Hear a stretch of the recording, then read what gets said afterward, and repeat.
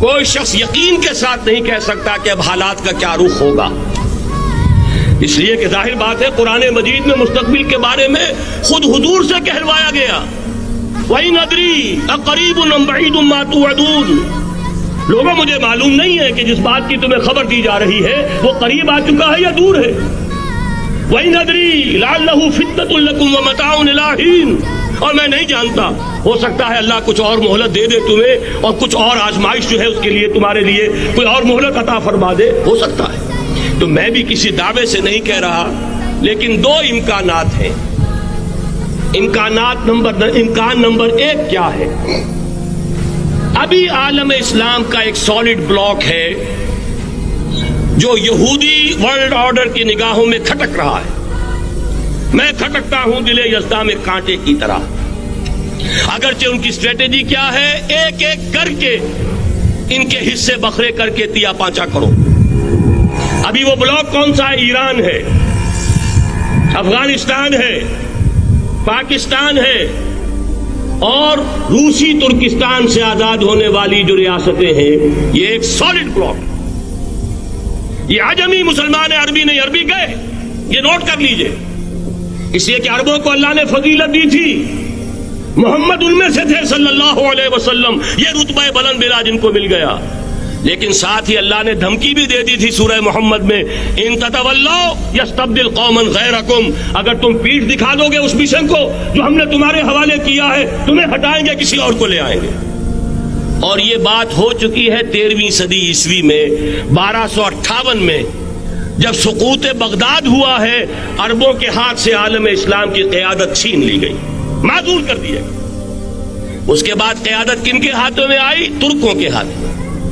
Terken تیموری ہندوستان میں، Terken صفوی Iran میں، Terken Seljuqi middle asset میں، اور ترکان عثمانی کا تو کہنا ہی کیا ہے، وہ ایشیا مائنر سے چل کر آپ کو معلوم ہے کہ مشرقی یورپ کا کتنا بڑا علاقہ، دی گریٹ آٹومان امپائر اس صدی کے آغاز تک قائم تھی۔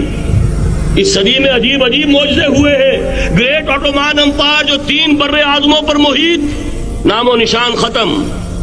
The great U S S R, نام و نشان ختم۔ اب تو روس صاحب ایک ملک کی حیثیت سے رہ گئے۔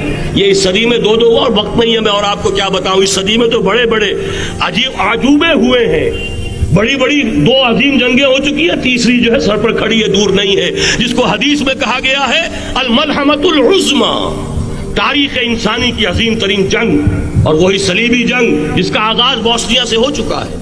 بہرحال اس وقت جو میں کہہ رہا تھا، ورنہ میرے پاس تو یعنی یہ کہ درد دل کہنے کے لیے وقت نہیں ہے، مجھے اپنی بات کو محدود کرنا پڑ رہا ہے، لیکن میں اب آ رہا ہوں اصل موضوع کی طرف، کہ ایک امکان تو یہ ہے کہ اس بلاک میں اسلام کا احیاء ہو، اور اس کے لیے کچھ نویدیں بھی موجود ہیں احادیث نبویہ میں۔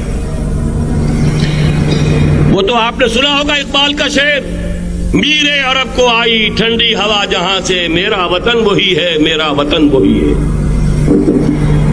حدیث میں آتا ہے یخرج ناس من المشرق یؤتون للمہدی، یعنی سلطان ہی، مشرق سے فوجیں نکلیں گی یہ جو کہ مہدی کی حکومت قائم کریں گی، اور یہ ہوں گے حضرت فاطمہ کی نسل ہی سے رضی اللہ تعالی عنہا، لیکن عالم عرب کے اندر پھر ایک طاقت بن کر ابھریں گے، باطل کی قوتوں کے خلاف جہاد کریں گے، لیکن ان کو مدد آئے گی 2 طرف سے، ایک زمینی مدد آئے گی مشرق سے، ایک آسمانی مدد آئے گی، عیسیٰ ابن مریم کا نزول، حضرت مسیح علیہ الصلوۃ والسلام جو زندہ آسمان پر اٹھائے گئے تھے نازل ہوں گے، اور در حقیقت ان 2 مددوں کے نتیجے میں پھر یہود کا قلع قمع ہوگا، اور یہی گریٹر اسرائیل ان کا گریٹر گریو یارڈ بن کر رہے گا، عظیم تر قبرستان بن کر رہے گا۔